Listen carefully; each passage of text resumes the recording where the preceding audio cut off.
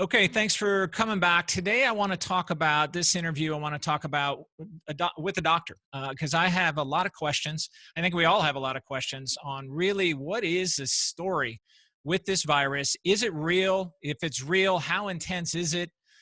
So we just need to ask some questions. And I'm going to bring on screen here. Um, let's go to, this is Dr. Fernando.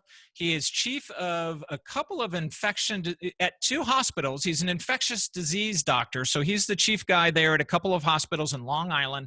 He is dealing with it in New York. So I think it's important we talk to them because they've had a pretty hard hit there. Doctor, thanks for coming on the show.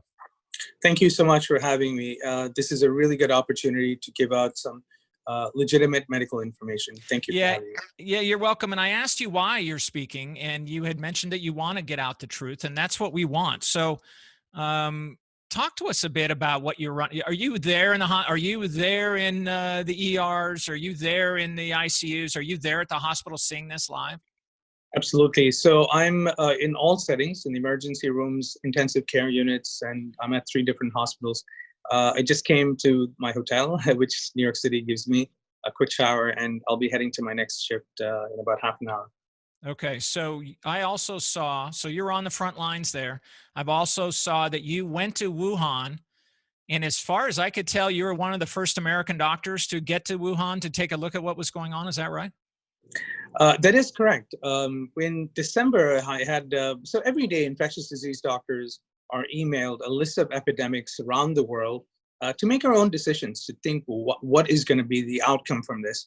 Some endemics, we say, well, this is going to be squashed. We have good treatment, good vaccines.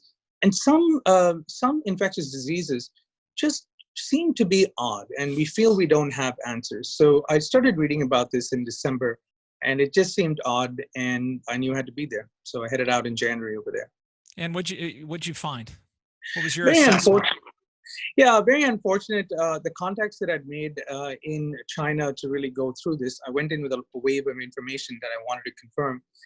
Once I'd gotten there, my contacts just didn't pick up the phone. And so it's really up to me to do my own surveillance. We weren't able to get into hospitals. It was, but outside, what's interesting is I felt it was business as usual. Nobody in Wuhan, China actually suspected that there was something going on. I would say about 10, 15% of the people heard about this market in Wuhan, which was bringing in a virus, and they were wearing masks. At this point, China had mentioned that there was no human-to-human transmission, and this is actually from a market through wild animals, contaminated, and that's how one gets the virus. The thing, what I was able to assess over there, and I feel I was one of the first physicians to say, was there is going to be human-to-human transmission. I was there when there were 50 cases in the world, and now we're closing in on 2.5 million cases around the world. And that was in December you were there? January. So, okay. So in January, you have already assessed that this was transmitting between humans. Absolutely. So, let's just go to the heart of this. It's real. First of all, the coronavirus is real. Yeah. It is absolutely real. I have to tell you, one of the biggest drawbacks is when I do media, television and radio, answering Q&As, doing Q&A sessions, I can tell you at least 30%, 35% of callers I get in are questions about the conspiracy theories and 5G networks, and did China create this, or did we create it? So a lot of challenging questions, and unfortunately, I do my best to answer these questions. I respect everyone who calls in, and I need to understand why they think this way. I answer their questions, but as a physician on the front lines, I always stress by saying, we can figure this out later. It doesn't matter where it came from, but right here, right now, we need to treat patients in front of us, and we can talk about that later on. Unfortunately, a lot of people still believe in conspiracy theories, and I've seen a bunch of these people actually come to the hospital and get admitted for pneumonia because they're just fixated on this being a conspiracy theory. And then the virus gets them. So it's obviously real. Yes. There was a report in the New York Times. I just have this here. The New York Times today reported that there was a study done, and out of 5,700 coronavirus patients that went into New York City area hospitals, 90% of them had one or more underlying chronic health conditions. Yes. That seems like a lot to me. Does that surprise you? And is that real to you? Is that number seem realistic to you? I'm hardly surprised by this number. All our patients that we've been admitting ever since February, all of them have underlying medical problems. Let me say, we can never say 100% in medicine, but there are a few cases with no pre-existing conditions. But the people with pre-existing medical problems, obesity is the biggest risk factor in my experience when I see these people. Okay. For the younger people, African Americans and Hispanic people, owing to their low socioeconomic status, these people are predisposed. A lot of them live in very crowded situations. Sometimes don't have insurance. They stay at home as long as possible. And these are the people when they come in. A lot of times when they get admitted, we find out they have medical problems which was previously not diagnosed: high blood pressure, uncontrolled diabetes, and obesity, which I feel is the biggest risk factor to getting this disease. So it's just amazing to me. Underlying health factors that big. So the other thing that I've heard is when we're doing too much intubation as well. This is something that came out in the Times as well. Is that something you're seeing where you're at as well? Yeah, during this disease alone, I would say over the last 6 months, 6 weeks, physicians have changed their treatment protocol multiple times.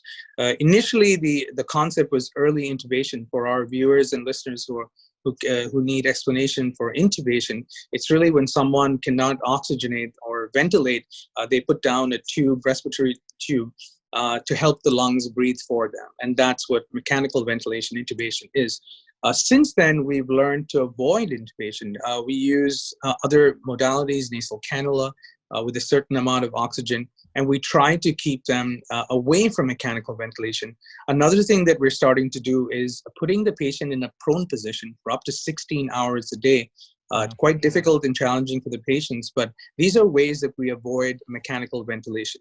In my experience from the front line, people who get on mechanical ventilation, they really don't die immediately, but they hover on. That's what these coronavirus patients, they hover around for 10 to 14 days, eventually before they succumb to the disease. It was some crazy number of 80% of those who went on ventilation died, I've heard in some cases. So if you go on ventilation, it's not a very good sign, or it wasn't going to help you to the degree that kept you alive. Yeah, absolutely. Unfortunately, that heralds a very bad sign for me. When mechanical ventilation happens, the chances are slim at this point. The elderly people, like we haven't mentioned before, are always high risk because their immune system is compromised over the years. Their immune system does not respond appropriately, and they are higher risk as well. Yeah, absolutely. So, all right, dispel another potentially rumor. I don't know if it is, but we see, and I've seen reports in the paper that we have lowered number of people coming in for heart problems, lower deaths because of heart disease, all the regular things that normally would happen during this time as far as deaths seem to be lower. I've read that in respectable newspapers, these reports coming out. Also, influenza is lower. So I think the question I know others have had is, are we assigning deaths to coronavirus that potentially they may, if they have underlying conditions, maybe they died from heart disease, maybe they died from other things. Can we Yeah, truly say that this was a coronavirus death? Can you address yeah, that? great question. And firstly, let's talk about the influenza season. It actually concluded as of April 13th. We don't have influenza anymore. We're done for the season. But thinking forward, right now, the number one cause of death in America still remains coronary artery disease, heart attack. But right now, the second largest cause of death in America is coronavirus syndrome. So that is a big concern. It's so interesting. All my consultations these days are just for COVID-19. As a matter of fact, when I get a heart valve infection, bone infection, it's completely out of the ordinary. They're all coronavirus cases, challenging and complex situations, and trying to deal with the management. So explain to us though, because I know that this still lingers out there. When you assign someone a death, is there a way to say, hey, this was a coronavirus death versus some other death? Is that pretty crystal clear, or is that kind of it's hard to do? At this point, any syndrome, any respiratory syndrome, someone coming in with a pneumonia, difficulty breathing, and a classic chest X-ray findings, it's COVID-19 until proven otherwise. You have to prove me wrong that this is not COVID-19, and that's when we start our assessment and treatment. Very rarely, we're unable to differentiate whether this is a bacterial pneumonia or this is a viral pneumonia, which is coronavirus. In those situations, you treat with antibiotics as well. But for the most part, anyone walking in to the emergency room in today's day and age, right now, they're COVID-19 until proven otherwise. Sure, makes sense. I guess what I'm looking for is when you have a heart patient that also has diabetes, and you have all these complications, and then you throw COVID on top, and they die. Is it pretty clear that it's COVID, or is it? How do you even decide what that is? What caused the death? Yeah, it's a brilliant question. In this situation, I feel when you have underlying coronary artery disease, diabetes, morbid obesity, these are risk factors for you to do very severely. So Right. a lot of times they come in, a lot of people don't even know they have diabetes, particularly the young people. But certainly if you have these risk factors, it's really going to augment your risk of death. Thank you. Do you feel that there is something health-wise that people, you hear about zinc and you hear about different things out there that maybe people could take? Do you have any, just from your standpoint, where you're at, what your medical training, anything out there that people can do to potentially lessen their chances of having COVID really bite in? Because it seems like we're having a small amount of those really going into a bad situation with the COVID-19, with the coronavirus. A lot of people, it just goes right through and don't even know. There is a proportion that has the problems, and there are a proportion that dies. Is there anything that people can do to maybe boost their immunity in a short term to try and Yeah. avoid this? Anything you Yeah. think? Yeah, absolutely. I think all the modalities or things you mentioned are really helpful in augmenting the immune system. Vitamin C, vitamin D, zinc, and thiamine are really great vitamins that augment the immune system. Does it work or not? Unsure, but I certainly don't think it won't harm us. That's important to know. So I think using that is very helpful. Now to think about the other situations, we were using up until about 15 days ago for me, we were using this so-called drug, Plaquenil and azithromycin, which were the wonder drugs. Small studies out of France and China suggesting that we didn't have anything else to use at these people. They're coming in, we know they have COVID-19, so we're using these two drugs. And as of about 15 days ago, we've come to realize that these drugs really didn't do anything for the patient. So could it have been the vitamins that was added? Could that have actually had an impact or not? Unsure at this point. But some of these vitamins really attack what we call the cytokine storm, which is the inflammatory component. When someone gets infected, it's a battle between the virus and the immune system. And that's what's called the cytokine storm. We feel these vitamins can actually help out in the cytokine storm. And sir, I may have missed what you had said specifically, but during using those different drugs, did you also use the vitamins, or they were not used as part of what you were treating? I absolutely use vitamins. Whenever I Okay. choose a drug to use, I always ask myself, can this harm the patient or not?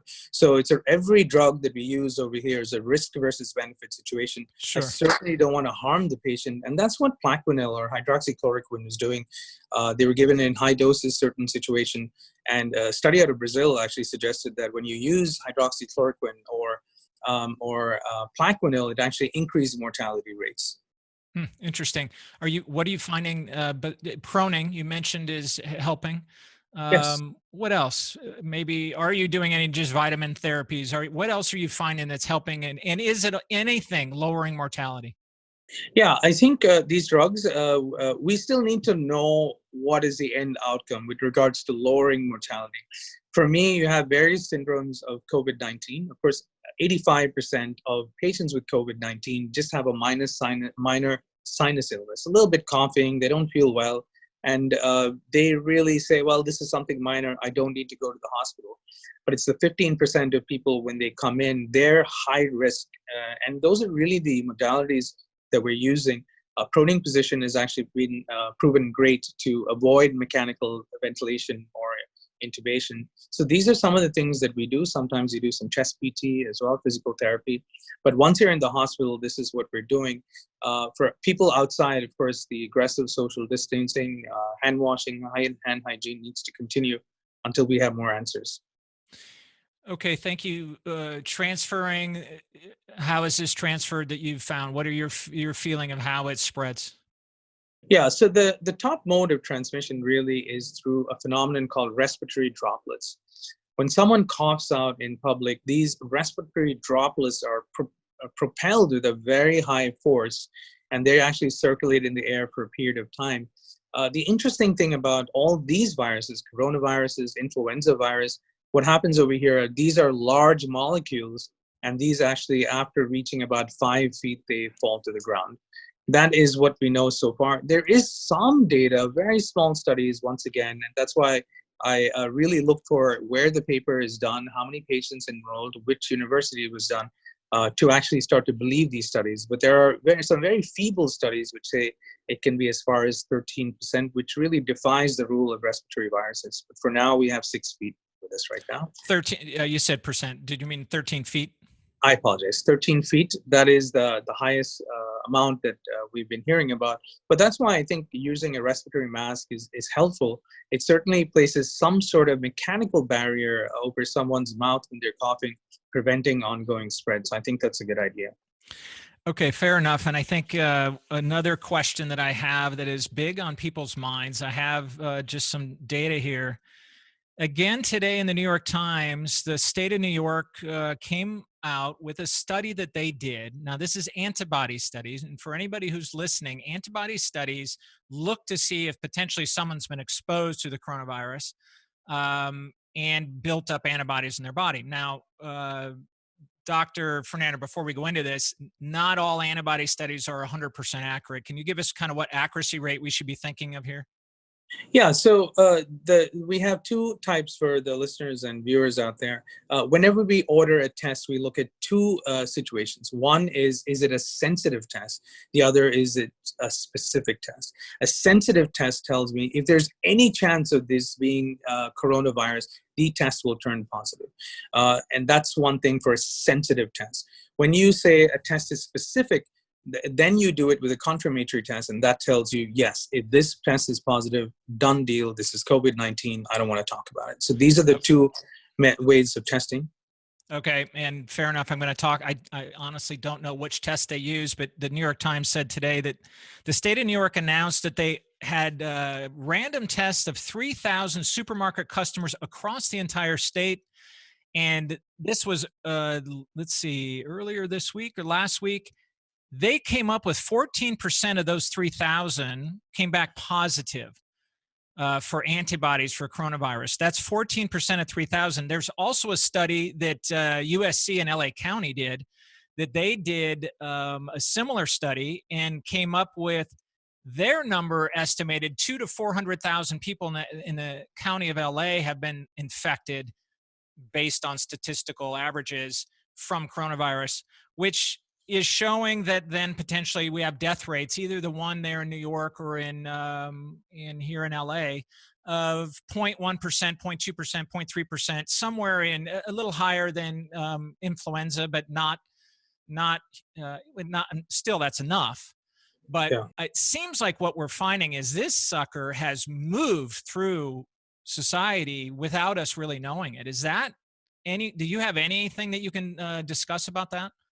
Of course, most of like I mentioned, there's about up to 30% of people are transmitting the virus asymptomatically, which means they don't even know they're transmitting the virus, Right. completely asymptomatic. And the other number to know, like I mentioned, is, sometimes people would have just had a cough, a mild, just a little cough, and they didn't even realize this. As long until if we keep coughing in the day, we start to worry. But a little cough, very minimal symptoms. These people account for 80 to 85% of patients with COVID-19 infection. So that's very important to know.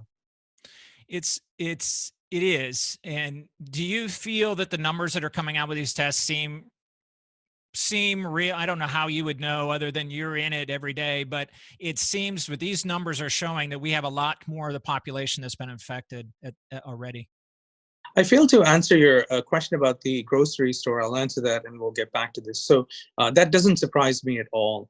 Unfortunately, grocery stores, when people are going in, of course, everyone's wearing the mask. But a big no-no for me is when people wear gloves, and that's shouldn't be done. That's not standard of care practice. Unfortunately, when people go to the grocery store or supermarket, they wear gloves, and obviously, it's a false sense of security when they're wearing these Yeah. gloves. It's important to know. Let's say they touch a food item which was actually is carrying COVID-19. They carry this fruit, or they put it in another one. They're touching other fruits, and one of the things that's very important is we touch our face hundreds and hundreds, or even 1,000 times a day without us even realizing. So once we have everything, we're touching our face. It's in close proximity to the nasopharynx, which is how the COVID-19 gets in and causes infection. So yeah, I understand. I've been trained in medical, just real as a first responder. So using gloves, I'm certainly not a medical person, but as a first responder, using gloves can give a false sense of security for sure. Security, yeah. So again, back to this study, I'm just curious, and I know you're Happy not a scientist in this area, but does it seem realistic that we've had this kind of spread through society already of the coronavirus? I think it is very reasonable to think this way. Also, I feel this spread really happened a long time. Probably January, I thought, was when we probably would be having cases here. Remember, early on, people were just flying from Wuhan to New York, carrying the virus, and we weren't really screening for it when they came in. So I feel, this has been in society for a longer time. The first patient, of course, we know is January 20th, the patient returning from Wuhan to Seattle. Seattle, of course, turned out to be a hotbed. And the Yeah. reason they did this, I think Seattle, they did a wonderful job. I mean, the patient who came in from Wuhan said, he's coming from Wuhan, he's got signs and symptoms. They brought him in, tested for him, came up positive. He was in isolation. They did a great job. But here's the problem in this situation. The real problem is contact tracing. So with regards to contact tracing, they traced all the people he was in contact with. They screened all these people, and everyone is negative. But this is the problem, since this virus is asymptomatic, and its incubation period, which is the time for onset of the exposure of the virus to actually develop into symptoms, they usually take 2 weeks. So somewhere along those lines, this patient who had come into Seattle, they missed contacts, and that's how this really spread around in Seattle. Well, I know we're short on time. A couple last questions. Do you think that the lockdown, and this is, I don't want to put you on the spot, but No. some countries are locking down, some countries are just putting the vulnerable lockdown. Do you have a feel that is this lockdown? It certainly seems to be helping.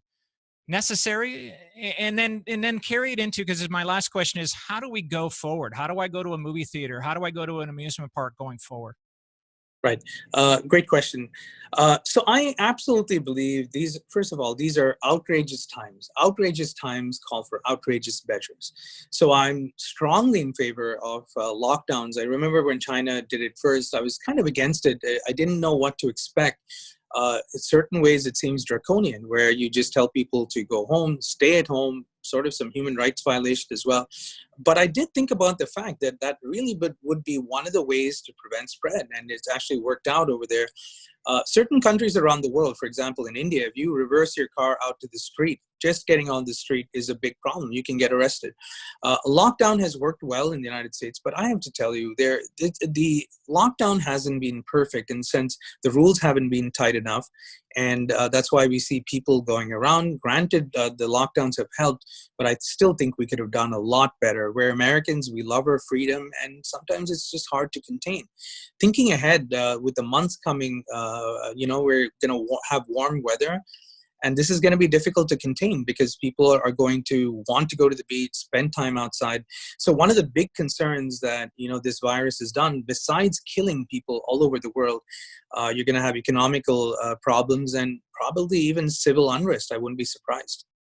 Yeah, for sure. The question I have is, if we, at some point, we have to let this thing get into the population. So we either have herd immunity or we have a vaccine, which is a year and a half or 2 years away. We can't wait for that.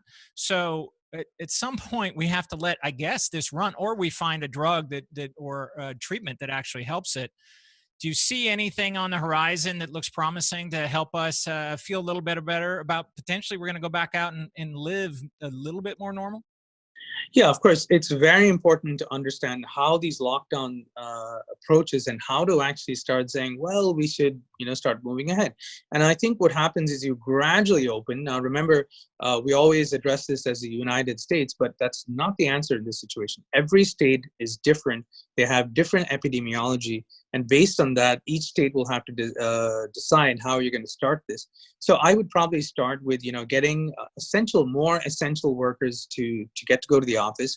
Restaurants, if we want to start them, we'll have to have social distancing of 6 feet in the restaurant. We should carry a maximum maybe 30 people based on the size of the restaurant, and then kind of go from there. I'm against bowling alleys for now, because bowling is a sport where you're actually touching the ball and passing it on to other people. So I'm not really crazy about that. But we will prevail. That's the important thing to know. I just don't think we're in a situation right now to restart right away. Like I said, outrageous times call for outrageous measures. But we will beat this. I would say starting maybe June, and when the weather is a little bit warmer, we'll definitely see less transmission. So around that. Because of the warm weather.